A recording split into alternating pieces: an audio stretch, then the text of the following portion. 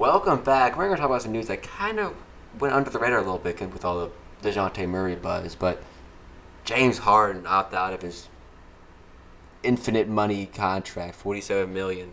47. Dude, Jesus. opting out of that. Just tell me, Ishan.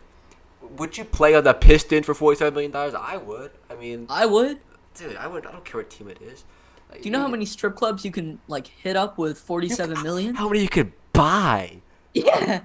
Dude, they'll name it Bro after could you, buy the bro. vanilla he could buy the vanilla unicorn from Grand Theft Auto with that money.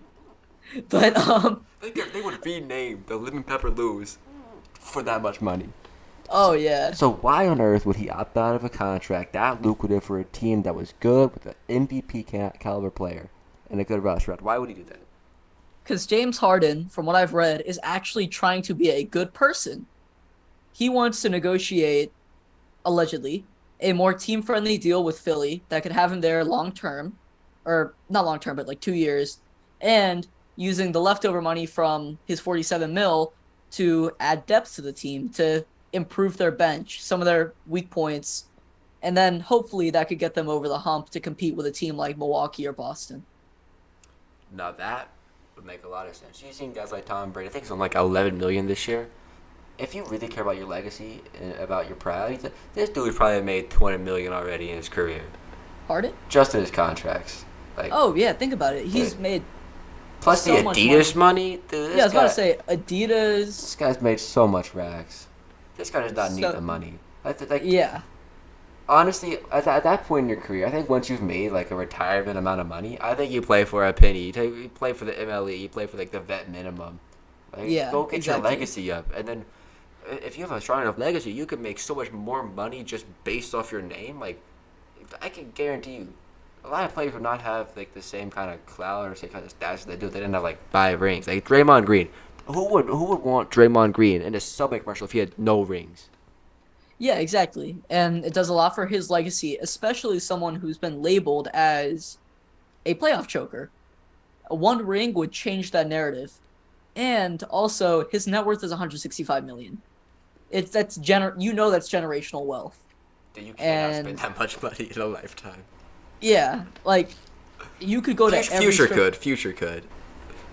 future could. He spends 3 mil on women, but And he doesn't wear the same outfit twice. I don't think Harden does either.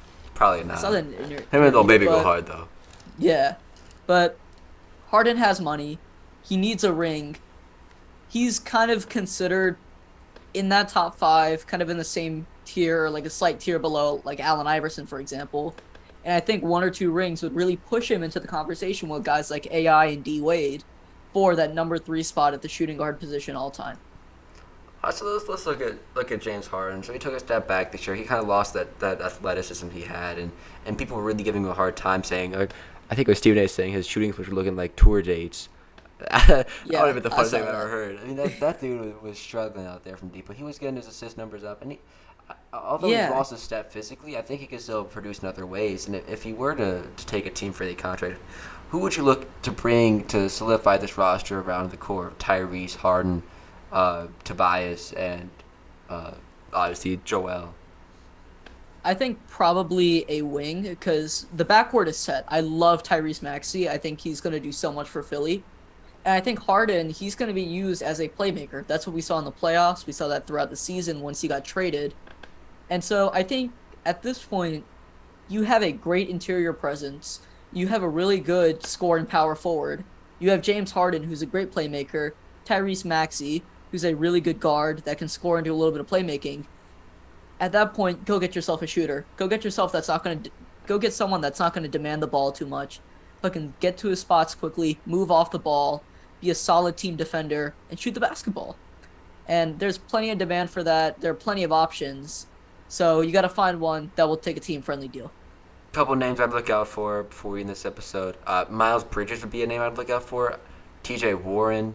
And if you go more into the restricted guys, look at guys like Lonnie Walker and Yeah. Yeah. Anthony Simons, Victor Oladipo. These are some other names I'd look out for, but interesting to see what he does. I hope he stays in Philly. It's a good spot for him, and it's Yeah. probably a good spot for him to win a championship. So If he does take He a could go out west too. big respect for a pay cut, let me know where you want to see him go in the comments below.